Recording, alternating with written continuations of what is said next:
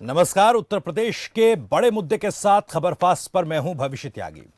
उत्तर प्रदेश के झांसी में 19 नवंबर को प्रधानमंत्री नरेंद्र मोदी अपनी यात्रा के दौरान लगभग राष्ट्र रक्षा समर्पण पर्व में डिफेंस सेक्टर में की गई पहलों का शुभारंभ करेंगे और राष्ट्र को समर्पित करेंगे। रक्षा क्षेत्र में आत्मनिर्भर भारत पर जोर देने के लिए प्रधानमंत्री औपचारिक तौर पर स्वदेशी रूप से डिजाइन और विकसित उपकरणों को सशस्त्र बलों के सेवा प्रमुखों को सौंपेंगे। इनमें हिंदुस्तान एरोनॉटिक्स लिमिटेड की ओर से डिजाइन और विकसित लाइट कॉम्बैट हेलीकॉप्टर वायुसेना प्रमुख को सौंपा जाएगा। थल सेना अध्यक्ष को भारतीय स्टार्टअप की ओर से डिजाइन और विकसित किए गए ड्रोन यानी कि यूएवी सौंपा जाएगा, जिसे डीआरडीओ ने डिजाइन किया है। और भारत इलेक्ट्रॉनिक्स लिमिटेड ने नौसेना के जहाजों के लिए उन्नत इलेक्ट्रॉनिक वॉरफेयर सूट का निर्माण किया, जिसे नौसेना अध्यक्ष को सौंपा जाना है। इसके साथ ही प्रधानमंत्री यूपी डिफेंस इंडस्ट्रियल कॉरिडोर के झांसी नोड में 400 करोड़ रुपए की परियोजनाओं का शिलान्यास करेंगे। जाहिर तौर पर डिफेंस के लिए उठाए इन कदमों के मायने काफी ज्यादा अहम हैं, लेकिन प्रदेश में आगामी चुनावों के लिए भी प्रधानमंत्री नरेंद्र मोदी बुंदेलखंड में बीजेपी की उम्मीदों को और बुलंद करेंगे। झांसी दौरे पर आ रहे प्रधानमंत्री मोदी बुंदेलखंड में योगी सरकार और बीजेपी के लिए सबसे बड़ा चुनावी प्लेटफॉर्म तैयार करेंगे। मोदी के दौरे के जरिए बीजेपी बुंदेलखंड में अपनी चुनावी रणनीति को जमीन पर उतारने की तैयारी कर रही है। तो इसी मुद्दे पर आज होगी चर्चा। कुछ खास मेहमान हमारे साथ जुड़ रहे हैं। हमारे साथ संजीव कपासिया, हमारे पॉलिटिकल एडिटर है, जो इस डिबेट को हमारे साथ आगे बढ़ाएंगे। साथ ही साथ दीपक बघेल, बीजेपी प्रवक्ता हमारे साथ हैं। आलोक कुमार, समाजवादी पार्टी के प्रवक्ता हमारे साथ हैं। और सचिन रावत, कांग्रेस प्रवक्ता हमारे साथ इस डिबेट में मौजूद हैं। बहुत बहुत स्वागत आप सभी का। संजीव, आप मेरे सवाल के साथ इस डिबेट को आगे बढ़ाइएगा। देखिए, जिस तरह से उत्तर प्रदेश में चुनावों से पहले ये लग रहा था, हमने ध्रुवीकरण का रंग देखा, जिन्ना की भी एंट्री हुई, लेकिन अब बुंदेलखंड, ये पूर्वांचल एक्सप्रेसवे के साथ साथ बुंदेलखंड में प्रधानमंत्री मोदी डिफेंस सेक्टर को के लिए जो शुभारंभ जिन चीजों का करने वाले हैं, उससे लग रहा है कि बाकी जो सारे रंग अब तक दिखाई दे रहे थे वो धुलते नजर आ रहे हैं और राष्ट्रवाद और विकास का जो एक खाका है या यूं कहे जो रंग है, वो इन चुनावों पर हावी होने वाला है। बिल्कुल भविष्य पूर्वांचल को सौगात देने के बाद अब देश के प्रधानमंत्री और उत्तर प्रदेश के मुख्यमंत्री योगी आदित्यनाथ बुंदेलखंड में भारतीय जनता पार्टी की बुलंद शुरुआत करेंगे। इसी पर बात करेंगे और सबसे पहला सवाल हम समाजवादी पार्टी के प्रवक्ता से रखते हैं। आलोक जी, क्या आपको लगता है कि आप जो उत्तर प्रदेश को उत्तम प्रदेश बनाने की बात करते थे, आप जो उत्तर प्रदेश में सुशासन की बात करते थे, आप जो उत्तर प्रदेश के लोगों के सर्वांगीण विकास की बात करते थे, उस अवधारणा को भारतीय जनता पार्टी आज मजबूती से आगे बढ़ा रही है?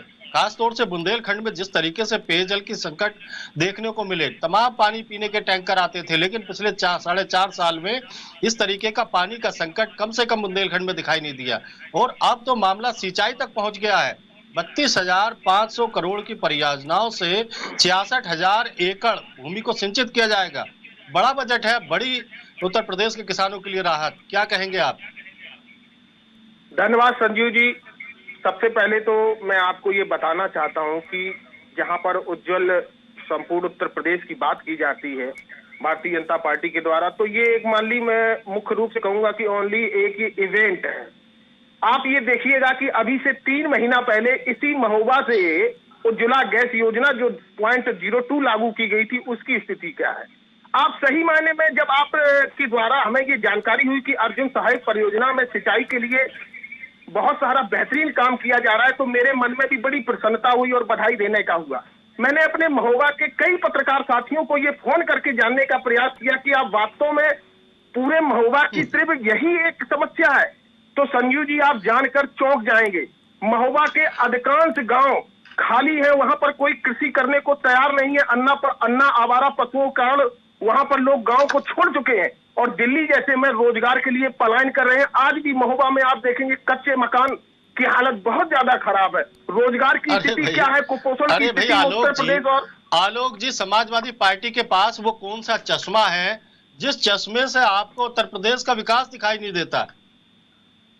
वो चश्मा उतारिए भाई आलोक जी। ये देखिए, यहाँ पर चश्मा उतारने की नहीं, चश्मा पहनने की ये बात है कि अभी मोदी जी हमारे पूर्वांचल एक्सप्रेस वे पे आए, किन किन की ड्यूटी लगाई गई, बसों की क्या स्थिति हुई, उत्तर प्रदेश के जो रेवेन्यू जनता अपनी गाढ़ी कमाई से उत्तर प्रदेश के विकास के लिए देता है, वो रेवेन्यू कहां पर खर्च किया जा रहा है?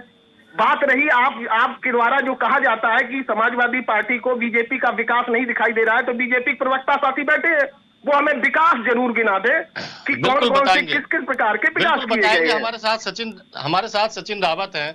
सचिन जी, आपकी पार्टी ने उत्तर प्रदेश और देश पर दशकों तक शासन किया। क्या वजह रही कि बुंदेलखंड और पूर्वांचल पिछड़े इलाकों के तौर पर जाने पहचाने गए?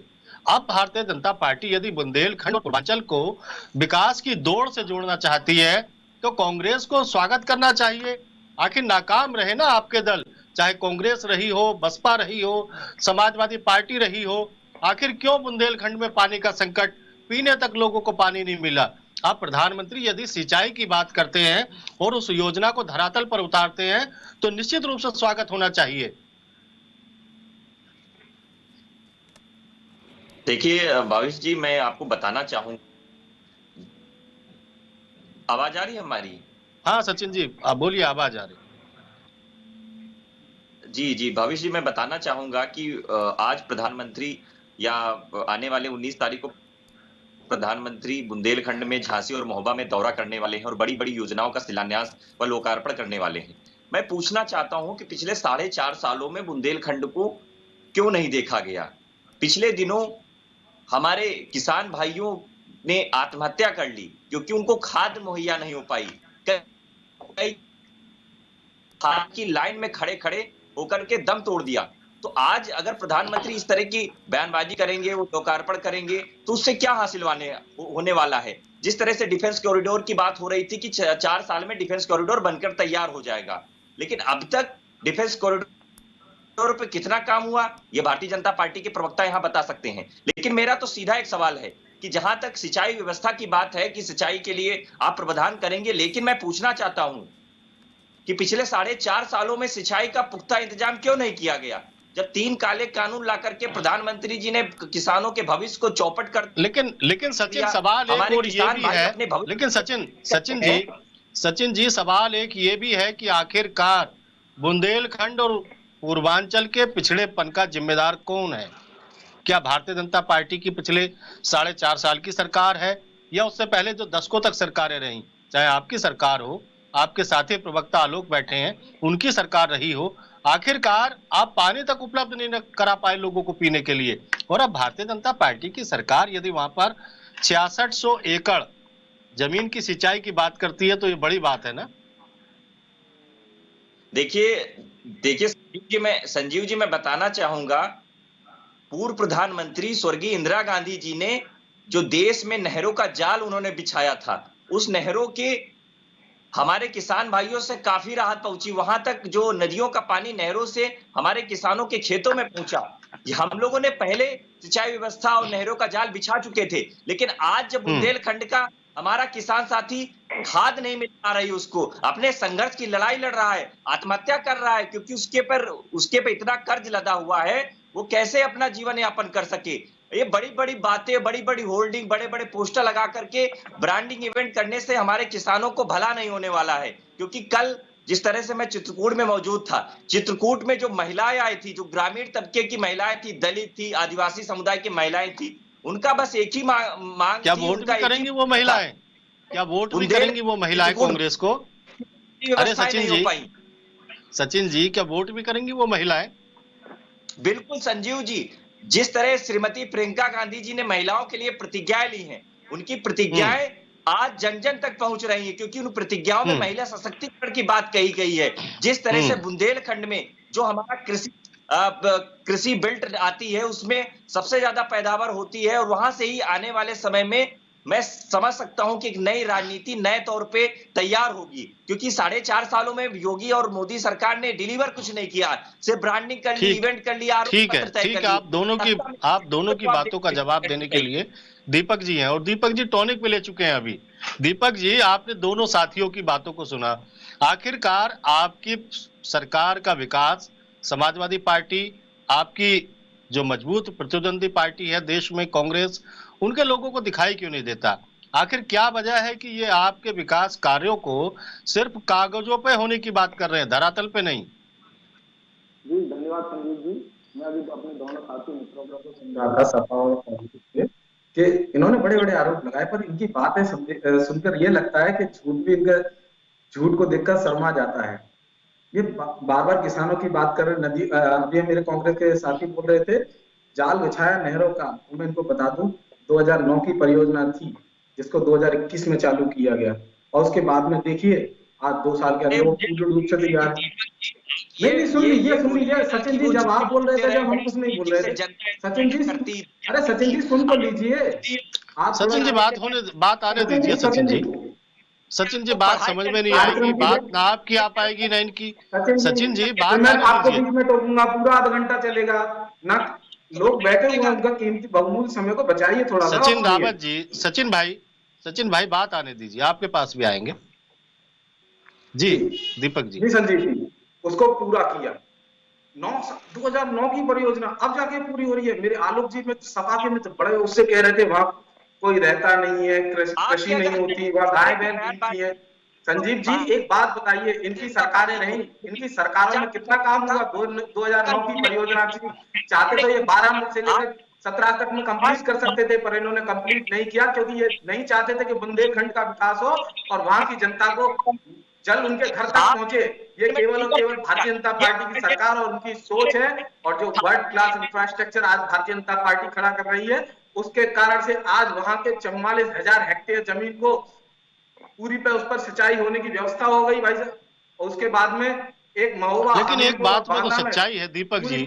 दीपक जी, जी जिस तरीके से खाद की किल्लत देखने को मिली बुंदेलखंड में, उस पर भी आपकी सरकार को कुछ काम करना चाहिए।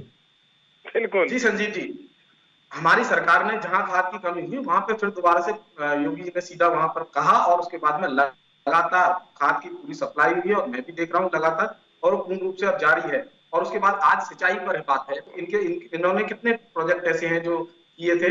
इन्होंने तो एक अपना प्रोजेक्ट है, उसको भी 25% जमीन अधिग्रहण करने के बाद में उस पर पूरा पट्टा और लेवल अपना चिपकाने के लिए बार बार अपना झंडा गाड़ने के लिए घूम रहे हैं। एक बार जारी है, यहाँ पे भी अपना झंडा गाड़ेंगे, कल बोलेंगे कि ये भी समाजवादी पार्टी ने किया है। तो इस प्रकार से तो इनका झूठ तो आज प्रदेश की जनता देख ही रही है। आज जिस प्रकार से डबल इंजन की सरकार प्रदेश को डबल रफ्तार से आगे ले जाने का प्रयास कर रही है, वो इनसे पच नहीं रहा। ना मेरे समाजवादी मित्रों को पच रहा है, ना ही कांग्रेसी मित्रों को पच रहा है। तो आज ये ठीक अपनी है, उन विफलताओं ठीक को है दूसरों दीपक की जी। सफलताओं दीपक के जी आगे। ठीक है, जी जी सचिन जी के पास चलते हैं। सचिन जी, क्या आपको नहीं लगता बुंदेलखंड का विकास होना चाहिए, पूर्वांचल का विकास होना चाहिए, और जो विकास की धारा से छूट गया है उत्तर प्रदेश का हिस्सा, उसको विकास की मुख्य धारा में लाया जाता है? तो कांग्रेस जो नहीं कर पाई, कांग्रेस जिस तरीके से उत्तर प्रदेश के हिस्से पिछड़े हैं, आप देखिए अमेठी में आपका नेतृत्व रहा है, आपका रायबरेली में रहा है, आप जाइए वहां कितना पिछड़ापन है। अब यदि बुंदेलखंड के विकास की बात होती है, पूर्वांचल एक्सप्रेसवे के माध्यम से पूर्वांचल के विकास की अवधारणा रची जाती है, तो कहीं ना कहीं आप लोगों को दिक्कत क्या होती है इस चीज से? देखिए, जहां तक विकास की बात है संजीव जी, विकास के लिए अगर भारतीय जनता पार्टी 2017 में यहाँ पे डबल इंजन की इन्होंने सरकार बनाई और कहा कि हम संकल्प पत्र में बड़े बड़े दावे और बातें की, लेकिन डिलीवर क्या किया उत्तर प्रदेश को, ये बताना पड़ेगा ना आज। लेकिन जिस तरह से बुंदेलखंड की बात अगर हो रही है, तो मैं बुंदेलखंड में किसानों अरे की जब बात एक्सप्रेसवे कर, अभी डिलीवर तो किया है, अरे भैया कल ये एक्सप्रेसवे डिलीवर कहाँ करने बना? वाले हैं। 4 सालों में बनाने वाले थे देख एक्सप्रेसवे रही से है, हमारे किसानों को क्या लाभ होगा, ये बताइए ना।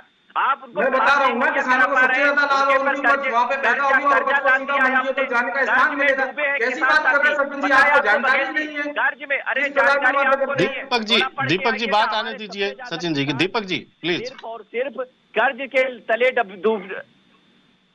आवाज आ रही संजीव जी हमारी? हाँ हाँ बिल्कुल, देखिए प्लीज संजीव जी, मैं कंटिन्यू बताना सचिन। चाहूंगा कि सबसे ज्यादा उत्तर प्रदेश में किसान कर्ज के तले डूबा है, और उसको भारतीय जनता पार्टी ने बराबर उसको कर्ज में डुबोने का काम किया है। यही सरकार थी ना जिसने कहा था कि 2020 तक किसानों की आय दुगनी हो जाएगी।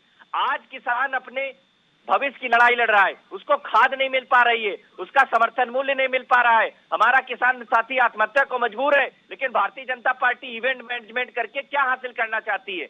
कुछ ना करिए आप। 3 महीने के बाद चुनाव होने वाले हैं। अब भारतीय जनता पार्टी की चली चला की बेला है, अब सरकार जाने अच्छा। वाली है। आप कोई भी आडंबर रच लीजिए, कोई भी योजनाओं का लोकार्पण कर लीजिए, अब उत्तर प्रदेश की जनता आपका फीता काटने वाली है। वो फीता जैसे काटेगी वैसे आपकी सरकार जाने वाली है। अब आपके ठीक है बहकावे सचिन और जी, बरगराने में नहीं ठीक है आने सचिन वाली जी, है। हमारे साथ आलोक है। सवाल मेरा भी है सचिन जी, ठीक है।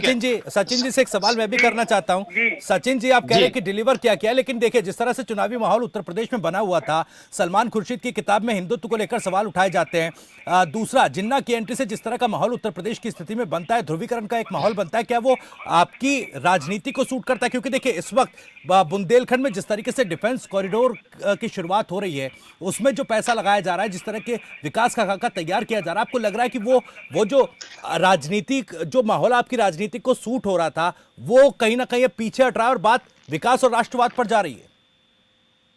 देखिए, दो तरह की बातें होती हैं भविष्य जी। जी। मैं बताता हूं, भारतीय जनता पार्टी का जो झूठा राष्ट्रवाद है वो हिंदुत्व है।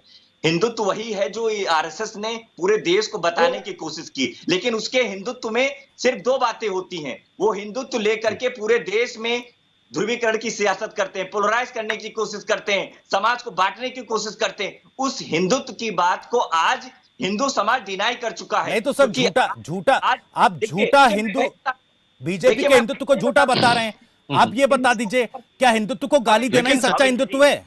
भविष्य जी, हिंदू और हिंदुत्व में फर्क है। हिंदू वो है जो महात्मा गांधी जी की विचारधारा और प्रभु श्री राम जी के सनातन धर्म को बढ़ावा देता है। लेकिन इनका लेकिन हिंदुत्व प्रियंका वो गांधी है और राहुल जो गांधी ने RSS भी अब मंदिर जाना शुरू कर मैं दिया है। बताना चाहूंगा, आरएसएस सचिन जी, और भगवाधारी सचिन जो जी, लोग हैं, सचिन जी, वो जो भारतीय देश जनता में पार्टी कह रही है कि आपकी पार्टी के नेता नकली हिंदू है। करने की कोशिश करते हैं, उसकी बात होती है। आज ये वही लोग हैं जो नफरत बांटने का काम करते हैं। आरएसएस में हमेशा यही सिखाया जाता है कि फूट डालो, राज करो। आज आरएसएस का ये चरित्र स्पष्ट होकर के सामने आ गया है। यही वो लोग हैं जो गोडसे को पूछते हैं और गोडसे की विचारधारा को भारत में इंप्लीमेंट करने का काम को बढ़ावा देते हैं। आपकी नेता सचिन जी सवाल तो लीजिए। सचिन जी सवाल तो लीजिए। आपकी नेता प्रियंका गांधी उत्तर प्रदेश में मंदिर जा रही हैं। आपके राष्ट्रीय नेता राहुल गांधी मंदिरों में जा रहे हैं और भारतीय जनता पार्टी कह रही है नकली हिंदू हैं, नकली राष्ट्रवादी हैं। और जिस तरीके से भारतीय जनता पार्टी के लोगों को कहना यह भी है कि ये जो मंदिर जा रहे हैं ये भारतीय जनता पार्टी की नैतिक जीत है।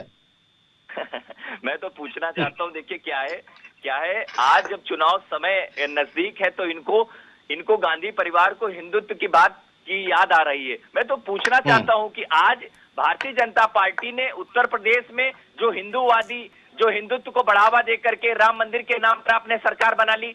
क्या उत्तर प्रदेश में ऐसा रामराज होता है संजीव जी कि एक ठीक है, बेटी को रातों रात आलोक कुमार जी से भी एक सवाल। आलोक कुमार जी, ठीक है सचिन जी लौट रहे हैं वापस। आलोक कुमार जी, जिन्ना की एंट्री के बाद जिस तरह से उत्तर प्रदेश की सियासत में लग रहा था कि समाजवादी पार्टी बड़ी खुश दिखाई दे रही थी, अब जब डिफेंस पर बात हो रही है, रक्षा क्षेत्र में आत्मनिर्भर भारत पर बात हो रही है, तो ये इस पर क्यों नहीं चर्चा करना चाहते आप?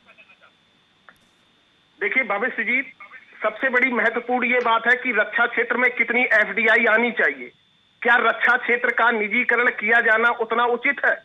और अभी जो हमारे साथी विकास की बात कर रहे थे, मैं संजीव जी आपको ज्यूरी का और भविष्य जी आपको ज्यूरी का मेंबर मान के आपसे ये एक छोटा सा सवाल पूछना चाहता हूं कि उत्तर प्रदेश और भारत में गांव और किसानी लोग क्यों छोड़ रहे हैं? क्या उनका कारण है? और किसानों की वास्तविक समस्या क्या है जो 11.5 महीना बैठे हुए हैं?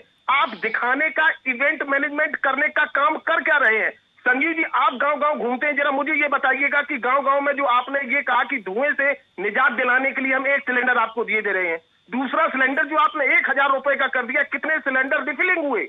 आप संजीव जी इससे ज्यादा, भविष्य जी इससे ज्यादा बेहतर और कोई नहीं जानता होगा। तो ये दिखाने के दांत जो है और करने के जो दांत है, सर सिलेंडर्स के यही सवाल आप तब क्यों नहीं उठाते जब राजभर साहब जिन्ना को लेकर बयान देते हैं?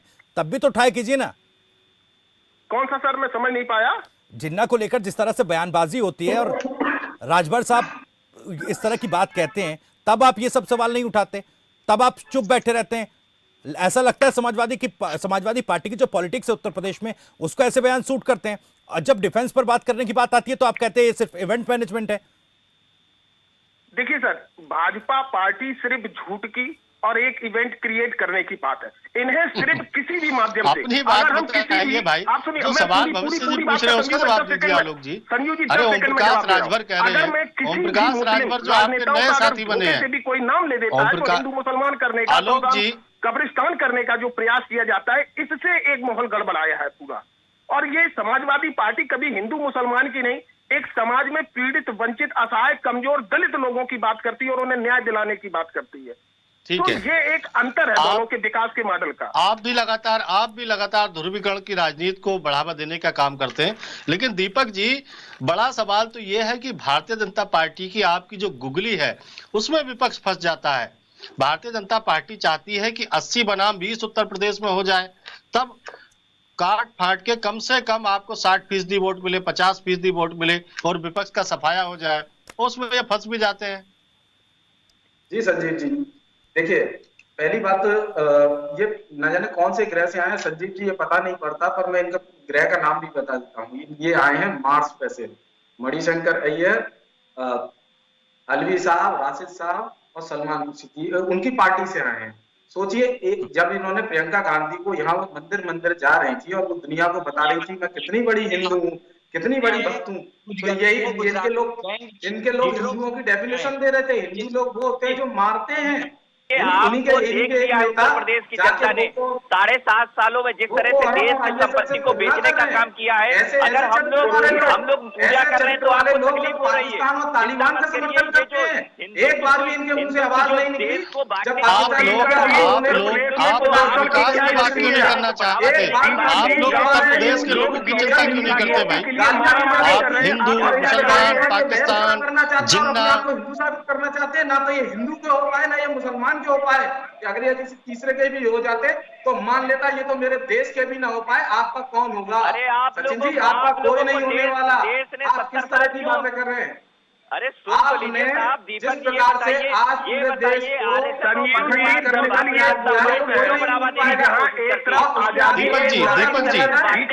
दीपक जी, और उनसे भी ज्यादा आगे नहीं। दीपक जी, इस तरीके से नहीं चलता भाई। दीपक जी, आप तीनों लोग एक साथ बोलेंगे। किस प्रकार के नहीं पास में आप केवल और केवल देश को विखंडित करने का काम करिए, लोगों को बस भड़काते रहिए। लेकिन जाति के नाम अरे सवाल पूछने दीजिए दीपक जी, ये क्या है? What is this? अपनी नीतियों को लगातार दीपक जी सवाल पूछने दीजिए। सचिन जी, क्या आपको लगता है कि उत्तर प्रदेश में पोलराइज करने से भारतीय जनता पार्टी का फायदा है?